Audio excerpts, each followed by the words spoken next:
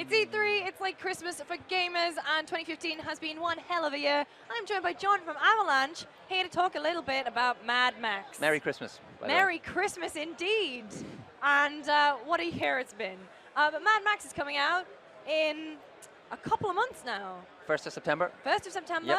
Yep. So the movie obviously just kind of steamrolled over all the box office. But this game, it was originally going to be a tie-in, is that right? Nope. No? Never intended to be a tie-in. Never intended to be a tie-in. No. You are a complete standalone. Totally standalone. Totally standalone. So, I mean, I'd describe it as, it's obviously a huge open world action adventure. Yes. It's set in the post-apocalyptic universe that's made famous by the films. So there are links, and we spent a lot of time making sure that they resonate in the game itself. But it's a unique or original storyline, original characters, apart from Max and his antagonist Scrotus, who's part of that world, and an original world built like from scratch to rival the best open worlds that are out there. So it feels like it's tonally, it's the successor. Like tonally, it's there. It's not necessarily a direct adaptation of any particular Max storyline. Not at all. It's the tone and the feel of the world. Yeah. So it's if you are familiar with Avalanche Studio's games, one of the things that we think is important is to promote the world itself to be one of the main characters.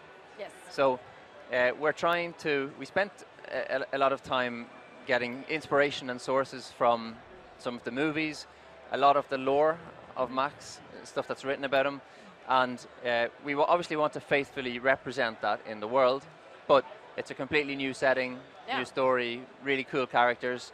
They're obviously reminiscent of all of they're quirky, they're unique, grotesque sometimes, deformed.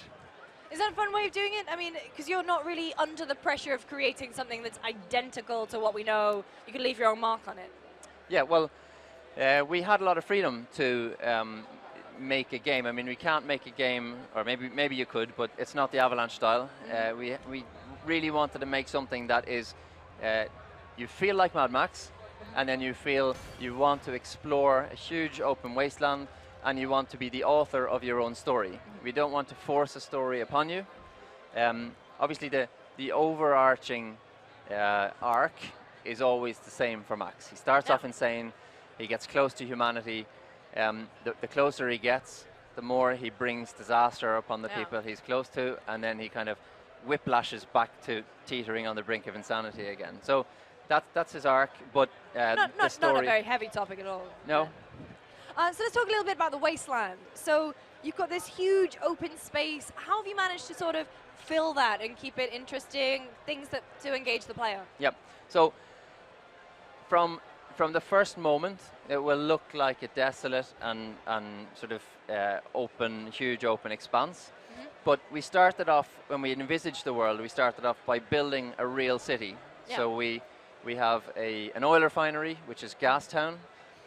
It has pipes leading to oil rigs that are in the sea bottom. The sea actually has a volcano as well. There's a industrial area that services the oil refinery, an airport close by, a financial district, bridges, and then we threw the apocalypse at the world. So a lot of it's covered up. Yep. The seabed is dried out. So initially, it will look like, you know, a sort of desolate expanse. Yeah. But if you take the time to invest in exploration and you look for the clues about how was this world built and how did it function, and you know, you'll find things like sewers and subway stations and maybe even churches and diners and all that sort of stuff. So you can piece together how the world worked and what it would have looked like before the apocalypse. It's kind of nice that you've done it that way, because it's not in a way where it's completely spelled out for you. There's a hint of mystery to it. Absolutely. We want to reward you for exploring, of course. Of course. So how do you keep the player kind of engaged? And so, I mean, it is a big open world that's just dying to be explored, but how do you sort of steer them back onto the main story? Yep. Well, we're not too aggressive about steering people. There are a couple of times where you'll want to hopefully re-engage with the main characters. Yeah, exactly. But we're totally open to players kind of eking out their own trajectory through the open world. we have, the world is filled with both sort of main storyline related content and also tons of activities and encounters, random encounters. You can work the world, you can build up alliances with some of the, the people who are not affiliated with Scrotus. Scrotus is your arch enemy. You can build up alliances with those, and you can spend time just working and helping their stronghold. People get healthy, they start making car parts for you, or building a water source so that you have food and water. So there's a lot to do apart from just, seeing how Max's relationship with the main story characters evolves. So let's talk about the main story. Yep. So Max is on the quest to build his Magnum Opus. Exactly. The car of dreams, the car to end all cars. How is he going to go about doing that in the wasteland? He probably would have been fine just taking his interceptor and getting out of Dodge, but he had a tussle with Scrotus and his war boys at the start of the game. So he's been stripped of his interceptor, stripped of his clothes, left for dead, and that's where you start the game as Max. And you basically have to, your journey is to look for a body. Luckily you meet a companion, the unfortunately named Chumbucket, who is a wasteland blackfinger, a mechanical fanatic. And vehicles and motors and mechanic life, it's almost a religion to him. Yeah. So he helps you as the player, or Max, look for the basis of the vehicle that you're going to drive, and then you spend time turning it into a vehicle where Max feels, okay, now finally I have something that is powerful and sturdy enough that I can survive getting out of this area, and ultimately he wants some peace of mind. So the key thing that Max insists on having is a V8 engine rather than a V6, because he thinks he needs to be able to outrun any sort of terror that he encounters in the wasteland. Yeah. So how does he go about customizing his car? Because I mean, obviously the wasteland's going to be filled with car parts, either obtained legally or illicitly. Yep. How does he go about adding them to the Magnum Opus? Well, one of the basic mechanics is that he goes around and looks for scrap, and he enlists the help of some of these stronghold leaders. Yep. So they are not willing just to give him charity, so he has to do things in return for them helping him further his car.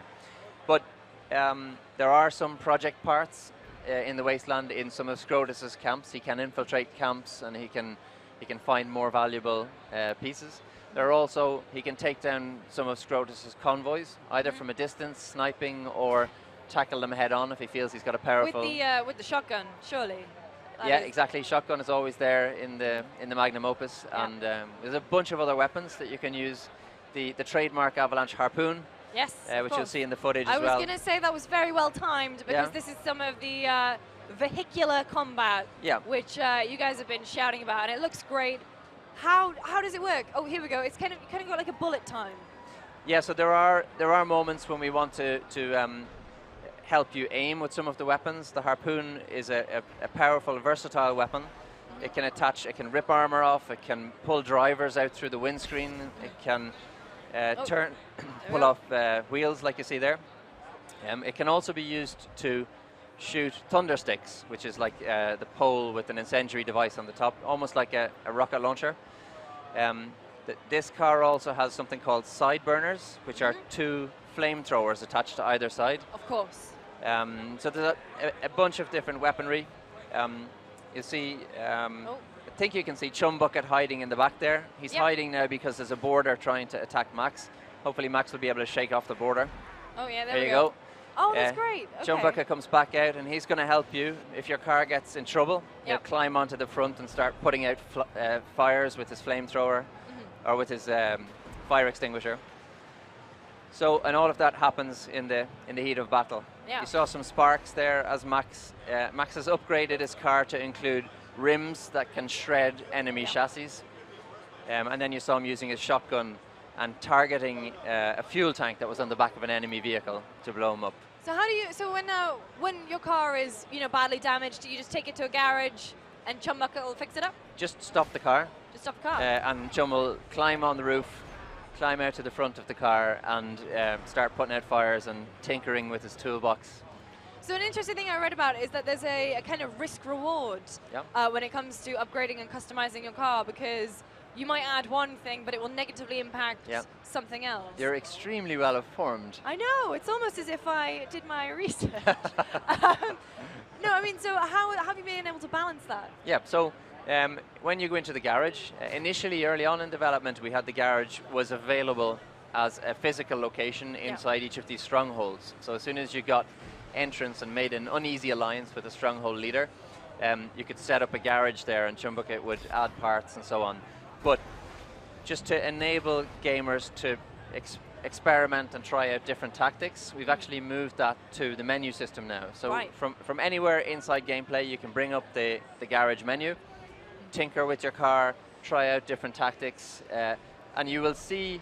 So for example, let's say you put a massive ramming grill on the front of your car. Yeah. There are some statistics that you will see that will give you an indication on how it's going to affect handling and acceleration and traction and all that sort of stuff. So if your car is too heavy, you simply won't get any traction, and you'll have to find tires or an engine that will match well with that ramming grill that you've just installed. Yeah. So it's not about maxing everything out. It's about finding something that suits your style of play. You may want to build a tank that can just ram through everything, but that will have weaknesses when it comes to rocky terrain and being nimble and trying to, you know, you don't want to be a beached whale when you're getting attacked by a bunch of enemies. Stuck on a cliff or something.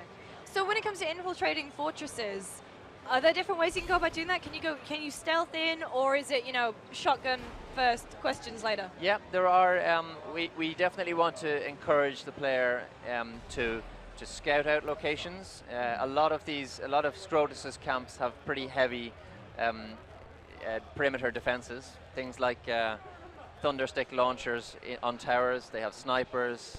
Some of them have back entrances. One feature I really like is the fact that if you pull the driver out of a car that belongs to Scrotus, get in that car the old and Trojan approach horse. the camp.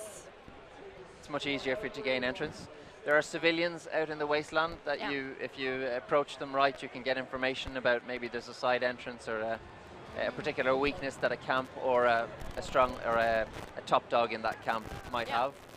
So lots of different ways to work the wasteland.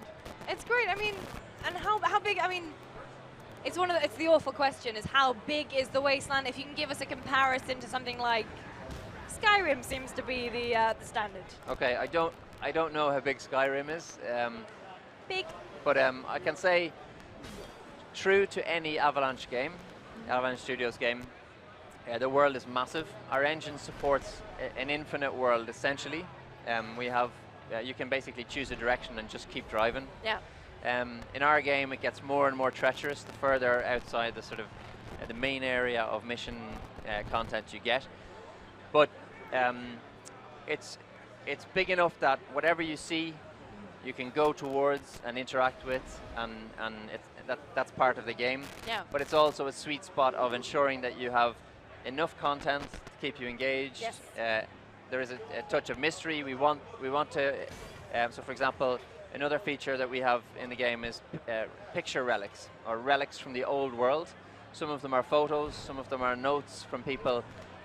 They're probably done just before the apocalypse. They're the remnants of the apocalypse. And again, if you explore, you'll find lots of treasure troves and hidden locations and interesting things about how the world's demise came to pass. So you're anticipating a big long Wikipedia full of all these secrets then? That would be great.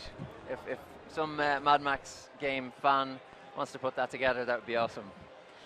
So can you tell us when the game's out and when and which platforms we can play it on? I can. Start of September 1st to September 4th, depending on the region. And it's out on PS4, Xbox One, and PC.